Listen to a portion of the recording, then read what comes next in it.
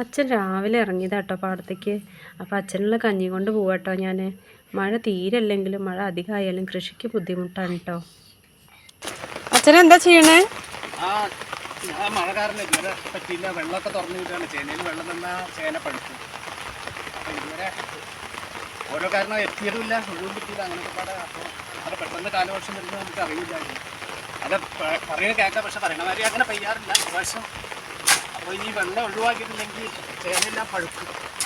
അപ്പോൾ വെള്ളമൊക്കെ കുഴഞ്ഞ് ഒഴിവാക്കുക. കൂടെ അങ്ങനെ മഴ നിൽക്കുന്നില്ലേ, അപ്പം അതാണ് ഇപ്പോൾ ഇരിക്കുന്നത്. കണ്ടില്ലേ, 2 മഴ പെയ്തപ്പോഴേക്കും ചേനയിലേക്കൊക്കെ വെള്ളം കയറി തുടങ്ങി.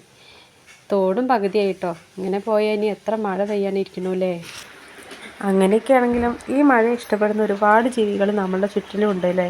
അവർക്കൊക്കെ ഈ ചെളിയിൽ നിന്ന് കിട്ടുന്ന തീറ്റ തേടാൻ കാത്തിരിക്കുന്ന ഒരു സമയം കൂടിയാണ് ഈ മഴക്കാലം.